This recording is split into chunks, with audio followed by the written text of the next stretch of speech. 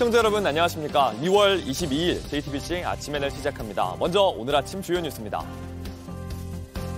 밤사이 엄청나게 많은 눈이 내렸습니다. 수도권에는 대설특보가 내려졌고 서울 도심 한가운데도 10cm 넘게 눈이 쌓였습니다. 서울시는 8,000명을 투입해 제설 작업 중입니다. 공천 논란이 정치권을 흔들고 있습니다. 민주당은 현역 의원 5명을 경선에서 무더기 탈락시켰습니다. 국민의힘은 현역 의원 물갈이가 너무 적다는 지적입니다. 의사 파업으로 의료 공백이 계속해서 커집니다. 정부는 업무 개시 명령을 내렸고 수사당국은 집단행동의 주동자는 구속 수사를 원칙으로 하겠다고 밝혔습니다. 가상화폐 테라, 루나 폭락 사태의 핵심 인물인 권도형 테라폼랩스 대표가 11개월 만에 미국으로 보내집니다. 몬테네그로 법원은 한국 정부의 범죄인 인도 요청을 기각했습니다. 아침에 일어나 온통 하얀 바깥 세상을 보고 깜짝 놀라지 않으셨습니까? 강원 산간에 이어 수도권에도 밤사이 엄청나게 많은 눈이 몰아쳤습니다. 많이 온 곳은 10cm 넘게 눈이 쌓였습니다. 출근길 나서는 분들 조심하셔야겠습니다. 출근길 서울 광화문은 어떨지 취재기자 연결해 보겠습니다. 홍지용 기자, 뒤로 눈이 많이 쌓인 게 보입니다. 지금 눈이 오나요? 지금 눈발은 잠깐 약해졌는데요. 계속 눈발이 날아올 정도로 그동안 눈이 많이 쌓였습니다. 시청자분들이 보시기에 제 뒤쪽으로 바닥에도 눈이 소복히 쌓여 있습니다. 서울의 밤사이 10cm가 넘게 눈이 왔습니다. 종로, 용산, 성동, 동대문 같은 도심에 집중됐는데 특히 서울 관악에는 14cm가 넘게 내렸습니다. 그만큼 눈이 많이 쌓여 있어서 지금도 잔뜩 남아있는 모습 보실 수 있습니다. 이 눈도 문제지만 이 온도가 낮다는 것도 더 문제입니다. 지금 온도가 영하 2도입니다. 그런데 체감온도는 영하 6도에 가깝고 눈들이 다 얼어붙으면 이 살얼음이 될 수 있기 때문에 출근하시는 분들은 걸을 때 유의하셔야겠고요. 도로 상황도 좋지 않은 것은 마찬가지입니다. 저희가 새벽부터 서울 시내 둘러봤습니다. 골목길이나 좁은 길가, 언덕으로 갈수록 눈이 쌓여서 치워지지 않은 모습이었고요. 이 차량들이 심지어 언덕길에서 그대로 미끄러져서 브레이크를 밟아도 작동이 제대로 되지 않는 모습인지 저희 취재 차량까지 와서 들이받는 모습도 그대로 볼 수 있었습니다. 그만큼 도로에서 운전하실 때도 큰 길로 나갈 때 특히 미끄러지지 않게 조심조심 운전하셔야겠습니다. 네, 오늘 살얼음판이 되는 출근길 정말 조심하셔야 할 것 같은데 제설 작업은 어떻게 되고 있습니까? 네, 서울시는 제설 대책을 2단계로 높여서 어제부터 대응하고 있습니다. 인력 8천여 명과 제설 장비 1,000여 대를 동원하고 있습니다. 지금 밤사이에 쌓인 눈들을 치우고 제설제를 뿌려서 눈을 녹이고 있는 겁니다. 그런데 지금 보시는 것처럼 눈이 많이 쌓여 있는 것도 문제고요. 특히 인도라든가 산지형 도로, 언덕에 치워지지 않은 눈들이 더 문제입니다. 서울시 관계자는 이 때문에 좀 치우는데 시간이 더 걸릴 수 있다고 전해왔습니다. 그리고 지하철, 대중교통의 시내버스들도 지금 집중배차 시간을 30분 연장해서 운행하고 있습니다. 좀 웬만하면 대중교통을 이용하는 게 나은 상황인데요. 조금 전 들어온 소식에 따르면 서울 지하철 5호선의 전 구간 운행이 지연되고 있습니다. 지금 시청자분들이 보시기에 뒤쪽으로 서울 지하철 5호선 광화문역에 사람들이 나오지 않고 있는데 지금 출구가 지연되면서 폭설 때문에 사람들이 늦게 오고 있는 것으로 보입니다. 네, 서울은 보시는 것처럼 일단 눈이 잠시 그친 것 같은데 오늘 또 어떨까요? 네, 일단 오늘 내내 계속 눈이 오겠습니다. 수도권과 이제 내륙 지역에는 오늘 오전까지, 그 외 지역에도 오늘 오후까지는 대체로 눈이 오겠고요. 이제 강원 영동이나 남부지방에는 내일까지도 눈이나 비가 더 오겠습니다. 특히 강원 산지에는 30cm가 넘는 많은 눈이 예보됐습니다. 지금까지 서울 광화문에서 JTBC 홍지용입니다. 오늘 새벽 1시 50분쯤 충남 천안 논산고속도로 서논산 나들목 부근에서 대형 화물차 3대가 잇따라 부딪혔습니다. 택배 차량이 앞서가던 화물차를 추돌하면서 첫 사고가 났고 뒤따르던 트레일러 차량이 사고 차량을 들이받은 것으로 전해집니다. 이 사고로 운전자 2명이 다쳐서 병원으로 옮겨졌는데 모두 생명의 지장은 없는 걸로 알려졌습니다. 경찰은 블랙박스 영상 등을 통해 정확한 사고 경위를 조사하고 있습니다. 더불어민주당에선 친문, 비이재명계 의원들에 대한 하위 평가로 이재명 대표의 사당을 만들려는 공천이냐 이런 불만이 터져나오고 있습니다. 이런 가운데 민주당이 어젯밤 21개 지역구의 첫 경선 결과를 발표했습니다. 호남과 제주에서 현역 의원 5명이 무더기 탈락했습니다. 국민의힘은 반대로 현역 물갈이가 너무 적다는 지적이 나오고 있습니다. 박유미 기자입니다. 민주당 선관위가 어젯밤 서울과 호남 등 21곳 지역구를 대상으로 실시한 첫 경선 결과를 발표했습니다. 권리당원 투표와 일반 여론조사를 절반씩 반영했는데 광주, 전북, 제주 지역 현역 의원 5명이 무더기 탈락했습니다. 수도권에선 현역 의원이 수성에 성공해 서울 서대문 의뢰 김영호 의원, 송파병엔 남인순 의원이 공천장을 받게 됐습니다. 어제 열린 의원총회에선 이재명 대표의 공천 방식에 대한 성토가 쏟아졌습니다. 사당화를 위한 공천이 돼서는 안 되고 정체불명의 여론조사라든지 도저히 국민들도 납득할 수 없는 하위 20% 이런 문제들에 대해서 진상을 파악하고 거기에 대해서 책임도 묻고 해야 된다. 하위평가 명단에 포함된 비명계 의원들의 반발도 이어졌습니다. 최근의 공천 파동 모습은 친명계 횡재, 비명 행사라고 놔두는 말을 부인하기 어렵게 합니다. 하지만 공천 담당자들은 철저히 시스템에 따른 결과라고 말합니다. 국민의힘도 어제 전략공천 지역 등을 발표했습니다. 민주당 김형호 의원의 지역구인 서대문 의뢰 사선의 박진 의원을, 민주당 안민석 의원의 지역구인 경기 오산엔 유명 영어 강사인 김효은 씨를 전략 공천했습니다. 하위 10%로 분류된 현역 의원은 개별 통보에 나섰는데 당초 공관위가 밝힌 7명보다 적은 걸로 파악됩니다. 민주당에 비해 상대적으로 공천 잡음이 적은 것도 현역 배제가 상대적으로 적기 때문이라는 지적이 나옵니다. 개혁신당은 현역 의원 컷오프가 0명이라는 것은 한동훈식 무음 공천의 민낯이라고 비판했습니다. 국민의힘은 최종 결과를 봐달라고 했습니다.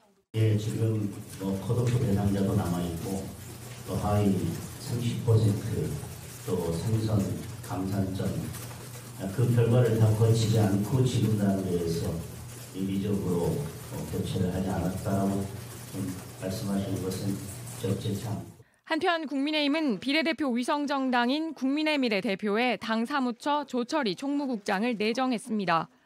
JTBC 박유미입니다. 윤석열 대통령이 20년 만에 비수도권의 그린벨트 규제를 풀겠다고 밝혔습니다. 규제를 푸는 곳은 54%가 영남권인데 총선을 앞둔 선거용 정책 아니냐는 비판의 이유입니다. 배양진 기자입니다.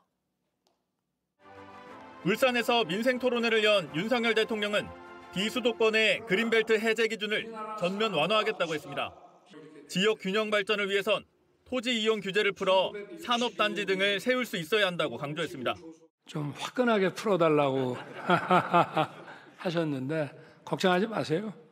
이 그린벨트라는 것도 다 우리 국민들이 잘 살기 위해서 만들어 놓은 거니까 잘 사는데 불편하면 또 풀 건 풀어야죠.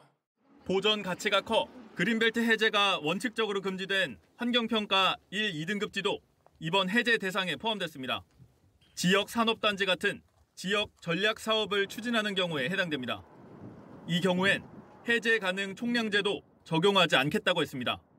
단순히 경사가 급하다거나 고도가 높기만 해도 1, 2등급으로 묶었던 획일적 환경평가 규제도 없애겠다고 했습니다. 1, 2등급 지역은 비수도권 그린벨트의 80%를 차지합니다. 총선을 앞두고 그린벨트를 대폭 해제하기로 한 걸 두고 선거용이란 해석이 나옵니다. 이번 규제 완화 대상은 비수도권 6개 권역인데 면적으로 따지면 윤 대통령이 방문한 울산 등 영남권이 54%를 차지합니다. 비수도권 그린벨트를 해제하기로 한 건 2001년 이후 20여 년 만입니다. 민주당은 그린벨트 해제는 신중한 정책적 접근이 필요하다고 비판했습니다. 민주당은 논평을 통해 그린벨트 완화는 부동산 광풍을 부를 수 있다며 합리적 개발을 위한 로드맵이 먼저라고 했습니다. JTBC 배양진입니다. 전체 전공의 10명 중 7명이 사직서를 낸 상황에서 전공의들은 증언을 없던 일로 하지 않으면 병원으로 돌아가지 않겠다는 입장입니다. 의사단체는 1명의 의사가 탄압받으면 1000명의 의사가 포기할 것이라며 직업 선택의 자유를 존중하라고 주장합니다. 강나현 기자입니다. 전공의들은 병원을 이탈해서라도 의대 증원을 막겠다고 주장합니다. 수가를 올리고 의료소송 부담을 줄이는 등 처우 개선이 답인데 정부가 내놓은 필수 의료 패키지는 구체적이지 않아 소용없다고 말합니다. 그러면서도 이런 대규모 사직과 이탈이 집단 행동은 아니라고 강조합니다. 전공의들이 총파업부터 시작한 4년 전과 달리 이번엔 사직서 제출부터 했습니다. 사직을 했는데 대체 어떤 식으로 업무를 개시하는 건지 잘 모르겠고요. 그냥 전공의들이 2,000명 보고 답답해서 한 명씩 뛰쳐나오고 있다니까요. 그러면서 이탈 행위를 파업이 아닌 개별적인 사직 물결이라고 표현했습니다. 집단 행동을 하면 따라올 수 있는 면허 정지나 취소 등 법적 조치 위험을 최대한 피하려는 걸로 보입니다. 최소한의 사회적 배려도 줄였다는 지적이 나옵니다. 4년 전 총파업 땐 응급실이나 중환자실 필수 인력은 현장을 지켰는데 이번엔 구별 없이 병원을 떠났습니다. 대한의사협회는 정부가 전공의들의 자발적 사직을 집단 행동으로 몰아가 직업 선택의 자유를 뺏는다고 주장했습니다. 국민의 생명권은 당연히 소중하나 의사의 전문가 집단의 직업 선택의 자유 역시 국민의 기본권으로 마땅히 존중받아야 한다고 생각한다. 한 명의 의사가 탄압받으면 1,000명의 의사가 더 포기할 것이고 의협은 전공의 면허가 취소되거나 수사를 받게 될 경우 법률 지원을 하겠다고 했습니다. JTBC 강나현입니다. 의사의 직업 선택의 자유라는 주장에 정부는 국민의 생명권으로 맞받았습니다. 업무 개시 명령에도 커지는 의료 공백에 수사 당국은 집단 행동의 주동자는 구속 수사하겠다고 나섰습니다. 이혜원 기자입니다. 정부는 전공의들의 사직이 헌법상 직업 선택의 자유라는 주장부터 반박했습니다. 병원이 대비할 시간적 여유조차 주지 않고 일시에 집단적으로 사직하는 게 과연 헌법상의 기본권입니까? 국민의 본질적 기본권인 생명권보다 우선할 수 없습니다. 정부가 업무 개시 명령에도 복귀하지 않는 전공의에게 면허 정지 등의 처분을 내리는 건 압박이 아니라고도 했습니다. 정부가 법을 집행하는 걸 겁박이라고 그러고 본인들이 현장을 떠나서 환자를 위태롭게 하는 거는 이거에 한 10,000배에 가까운, 억만 배에 가까운 겁박 아닙니까? 그러면서 무더기 사직을 한 전공의들이 이른바 대마불사를 생각하는데 정부는 원칙대로 법을 집행한다고 강조했습니다. 복지부의 잇따른 업무 개시 명령에도 의료 공백이 커지자 이번엔 수사 당국이 나섰습니다. 법무부와 행정안전부, 검찰과 경찰은 공동 브리핑을 통해 집단 행동을 주도하는 주동자와 배후 세력에 대해 구속 수사를 원칙으로 하겠다고 했습니다. 의료라는 독점적 지위에 따른 기득권 지키기에 급급하여 불법적인 집단 행동에 나서는 것에 대하여 법무부는 법과 원칙에 따라 엄정하게 대응할 방침입니다. 복귀를 거부하는 전공의는 정식 기소를 통해 재판에 넘기겠다고 했습니다.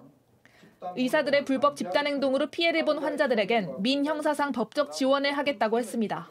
JTBC 이혜원입니다. 가상화폐 테라, 루나 폭락 사태의 핵심 인물 권도형 테라폼랩스 대표가 미국으로 보내집니다. 권 씨가 지난해 3월 몬테네그로에서 붙잡힌 지 11개월 만입니다. 몬테네그로 현지 매체는 법원이 권 씨를 미국으로 보내기로 결정했다며 한국 정부의 범죄인 인도 요청은 기각했다고 전했습니다. 투자자들의 수십조 원어치 피해를 준 혐의를 받는 권 씨는 현재 미국 증권거래위원회에 제소당해 형량은 약 100년이 나올 가능성이 있습니다. 오늘도 온라인에서 화제가 된 뉴스, 화제가 될 뉴스를 골라 전해드립니다. 소셜픽입니다. 이달 초 윤석열 대통령의 민생 토론 현장에서 또 입이 틀어막히는 사건이 있었다는 게 뒤늦게 알려졌습니다.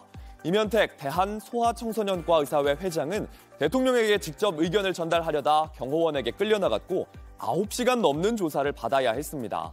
당시 경호처 직원들은 법률상 경호구역이어서 퇴장시킨 것이라고 밝혔는데요. 임 회장은 토론회 장소와는 거리가 있는 곳에서 정중하게 요청했는데도 이런 일을 당해 한없는 분노를 느꼈다고 했습니다. 그런데 온라인에선 5년 전 이 의사의 시위도 화제가 됐습니다. 건강보험 관련 포럼에서 2시간 동안 드러누워 침묵 시위를 벌였던 그 의사였습니다. 인플루엔자 간이검사를 건강보험에 적용해야 할지 토론하는 자리였습니다. 당시 정권을 비난하는 과격한 현수막도 논란이 됐죠. 3주 전부터 아이유에게 사랑을 열렬히 고백한 해외 팬이 있습니다. 이 팬 스스로 이렇게 소개합니다. 안녕하세요. 유엔아 할아버지예요.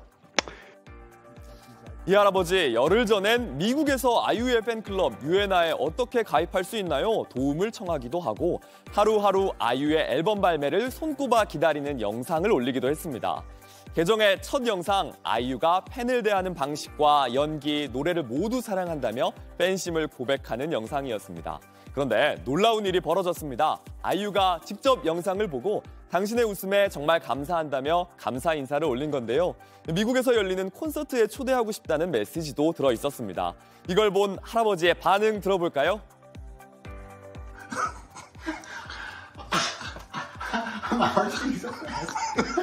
I can't believe it.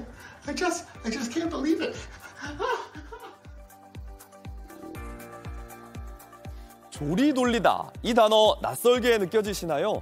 최근 가수 르세라핌이 발매한 곡에서 이 가사에 대한 의견들이 이어집니다.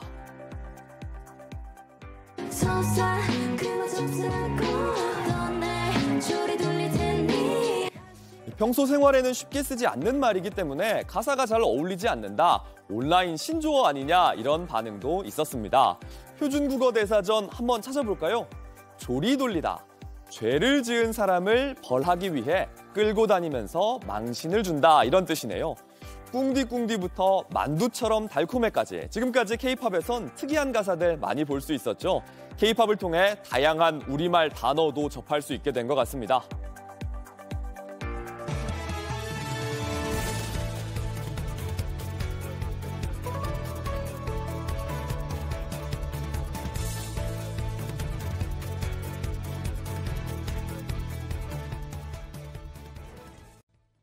조 바이든 미국 대통령이 또 아슬아슬한 모습을 보였습니다. 대통령이 고령인 점을 감안해 계단을 낮춘 비행기에 탑승하는데 여기서도 또 넘어질 뻔한 모습을 보인 겁니다. 미국 대선이 8개월여 남았는데 후보 교체 목소리가 계속 나옵니다. 워싱턴에서 김필규 특파원입니다. 조 바이든 미국 대통령이 전용기 에어포스원에 오릅니다. 계단에서 3-4걸음 옮긴 뒤 2차례 휘청였는데 다시 균형을 잡고 무사히 기내로 들어갑니다. 이 영상을 소셜미디어에 올린 공화당 전국위원회는 일부러 짧은 계단을 이용했는데도 2번이나 넘어질 뻔했다고 했습니다. 원래 바이든 대통령은 5m 정도의 긴 계단을 이용해야 하는 정문으로 탑승했지만 2년 전 심하게 넘어지는 일이 있었습니다. 이번엔 2m 정도의 짧은 계단으로 이어지는 하단 탑승구를 이용했는데도 어렵게 오른 겁니다. 최근엔 그를 기억력 나쁜 노인으로 규정한 특검 보고서가 논란이 되기도 했습니다. 고령 리스크가 커질까 직접 농담의 소재로 삼기도 했습니다. And I've been around. I know I don't look like it, but I've been around a while. I do remember that. 하지만 월스트리트 저널은 민주당 대통령 후보로 바이든 대신 카멀라 해리스 부통령을 세워야 한다는 칼럼을 실었습니다. 지난해 9월 워싱턴 포스트의 칼럼니스트도 바이든 대통령의 나이를 문제 삼으며 재선 도전을 포기하라고 촉구했습니다. 민주당 내에선 해리스 부통령을 비롯해 게빈 뉴섬 캘리포니아 주지사, 그레첸 휘트머 미시간 주지사 등이 대체 후보로 거론됩니다. 하지만 누구 하나 트럼프 전 대통령에 맞설 만한 경쟁력이 없어 시간이 흐를수록 민주당의 고민은 깊어지고 있습니다. 워싱턴에서 JTBC 김필규입니다. 미국에서 인공수정을 위해 만들어진 배아를 사람으로 봐야 한다는 법원 판결이 처음 나왔습니다. 수십만 명의 난임 부부가 이용하는 시험관 아기 시술에서도 배아를 폐기하면 법적 책임을 질 수 있다는 건데요. 미국 대선을 앞두고 낙태 이슈 한층 더 뜨거워질 걸로 보입니다. 로스앤젤레스에서 홍지은 특파원입니다. 미국 엘라베마주 대법원은 현지 시간 16일 냉동배아를 아이로 봐야 한다고 판결했습니다. 냉동배아를 태아로 인정한 첫 판결입니다. 미국에서만 난임 부부가 연간 수십만 명에 달하는 상황에서 시험관 아기 시술을 시도하다 배아를 폐기할 경우 법적 처벌 대상이 될 수 있다는 겁니다. They're going to be told that they need in vitro fertilization to have children. And then they're going to be told, oh, but you live in Alabama and we can't help you because of a Supreme Court ruling and you're going to have to go out of state. 당장 의료계는 반발하고 있습니다. 체외 인공수정 시술에 악영향을 미칠 수 있다는 겁니다. 소송 위험성이 커져 시술 비용이 더 오를 수밖에 없고 결국 난임병원도 문을 닫게 될 것이란 지적입니다. 낙태권 보호를 공약한 바이든 행정부도 이번 판결에 반발했습니다. All across the country, women are being forced to grapple with the devastating consequences of action by Republican elected officials, from undermining access to reproductive care and emergency care to threatening access to contraception. 미국에서 법적 갈등이 끊이지 않는 낙태권 문제는 오는 11월 대선의 핵심 쟁점이 될 전망입니다. 로스앤젤레스에서 JTBC 홍지은입니다. 30대 불법 체류자가 대구에서 경남 창녕까지 7시간을 자전거를 타고 달려서 강도질을 했습니다. 협박해 얻은 300만 원을 들고 돌아올 땐 차를 탔는데 자전거의 이동 경로를 추적한 경찰에 붙잡혔습니다. 배승주 기자입니다. 커다란 배낭을 메고 모자를 쓴 남성이 자전거를 타고 밭사이 난 길을 지납니다. 하천에 놓인 다리도 건넙니다. 페달을 밟는 게 어쩐지 힘겨워 보입니다. 이 남성 벌써 7시간 자전거를 타는 중입니다. 대구에서부터 경남 창녕까지 65km를 달렸습니다. 강도짓을 하기 위해서였습니다. 거기에서 일을 해본 적이 있기 때문에 그 마을에 가서 이렇게 해야 되겠다는 자전거 도로로 이렇게 검색을 해서 인적이 끊길 때까지 2시간을 기다렸다 점 찍어둔 집에 들어갔습니다. 흉기로 위협을 당한 70대 여성은 가진 현금 26만 원을 모두 내줬습니다. 하지만 남성은 만족하지 않았습니다. 7시간 동안 자전거 타고 힘들게 이렇게 왔는데 26만만 가지고 돌아가기에는 좀 자기도 좀 적다고 너무 생각한 것 같아요. 그래서 이제 뭐 할머니를 데리고까지 가서 자동 인출구에서 뽑은 돈 300만 원을 더 챙기고서야 여성을 풀어줬습니다. 이렇게 먼 길인지 모르고 왔다는 남성, 돌아갈 때는 차를 탔습니다. 자전거로 돌아가려고 했는데 도저히 힘들어가지고 친구한테 나를 좀 태우러 와라.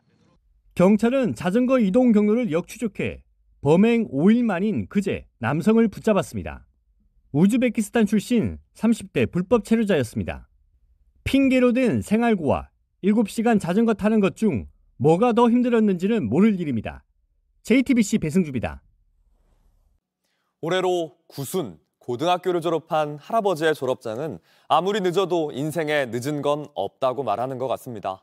우리나라에서 가장 나이가 많은 졸업생이 된 할아버지는 손녀에게 꽃다발을 받고 환하게 웃었습니다. 이은진 기자가 만나봤습니다. 자, 한번 같이 크게 읽겠습니다. 시작. Government honor. 졸업식 하루 전 마지막 영어 수업. 90살 김은성 할아버지가 시원한 필체로 링컨의 연설문을 받았습니다.